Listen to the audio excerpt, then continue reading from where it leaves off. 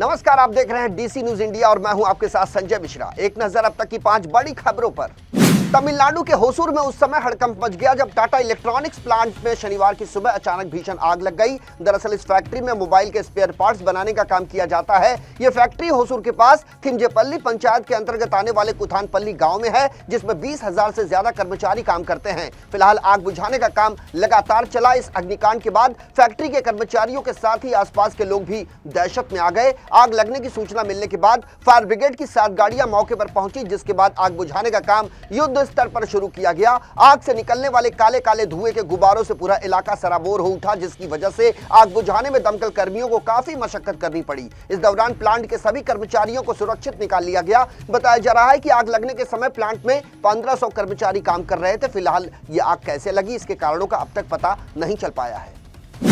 UP की सड़कों पर यदि आपने अवैध तरीके से अपना वाहन पार्क किया तो आपकी खैर नहीं। दरअसल उत्तर प्रदेश में नगर विकास विभाग एक नई पॉलिसी लेकर आया है। इस पॉलिसी के मुताबिक अब यूपी में पब्लिक प्लेस या रोड पर यदि कोई रात में गाड़ी खड़ी करता है तो उस व्यक्ति से पार्किंग की फीस ली जाएगी। जानकारी के मुताबिक फीस के रूप में नाइट के लिए 100 रुपए, एक सप्ताह के लिए 300 रुपए, महीने भर के लिए 1000 रुपए, वहीं 1 साल के लिए 10,000 रुपए वाहन चालक से लिए जाएंगे। इसके साथ ही यदि कोई बिना परमिट के गाड़ी खड़ी करता है तो उससे 3 गुना फीस वसूली जाएगी। हालांकि अभी इस पॉलिसी को लेकर डिपार्टमेंट से सजेशन, प्रॉब्लम और सॉल्यूशन से रिलेटेड इंफॉर्मेशन मांगी गई है। कैबिनेट से मंजूरी मिलने के बाद ही नगर निगम की ये पार्किंग पॉलिसी लागू होगी।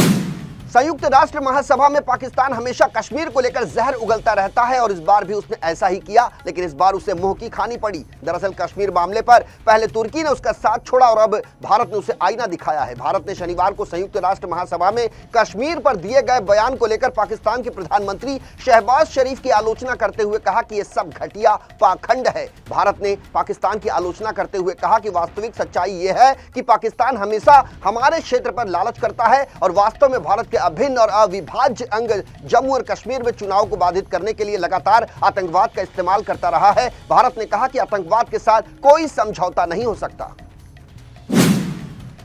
दिल्ली में बदमाशों के हौसले पुलिस प्रशासन पर भारी पड़ने लगे हैं। यही वजह है कि पिछले 24 घंटे के भीतर राष्ट्रीय राजधानी में एक्सटॉर्शन के लिए 3 अलग अलग जिलों में दुकान, वाहनों के शोरूम और होटल पर ताबड़तोड़ फायरिंग की गई। दिल्ली में फायरिंग की इस वारदात को नारायण विहार, महिपालपुर और नांगलोई इलाके में अंजाम दिया गया। फायरिंग की पहली घटना पश्चिमी दिल्ली के नारायण विहार इलाके की है, जहां पुरानी लग्जरी गाड़ियों की शोरूम पर ताबड़तोड़ गोलियां चलाई गई। यहां पर फायरिंग करने वाले बदमाश अपने गैंग के नाम की पर्ची शोरूम में फेंक कर फरार हो गए। वहीं दूसरी घटना दिल्ली के महिपालपुर के होटल इंप्रेस के बाहर की है, जहां एक बाइक सवार ने हवाई फायरिंग करके अपने गैंग की दहशत फैलाने की कोशिश की। पुलिस सूत्रों के मुताबिक होटल मालिक को कुछ समय पहले ही एक्सटॉर्शन के लिए कॉल किया गया था। इसके अलावा फायरिंग की तीसरी घटना दिल्ली के नांगलोई इलाके की है, जहां पर एक राशन की दुकान पर गोली चलाई गई। यहां पर भी पुलिस को गैंगस्टर के नाम की एक पर्ची मिली है, जिससे व्यापारियों और उद्यमियों के जहन में खौफ पैदा हो गया है।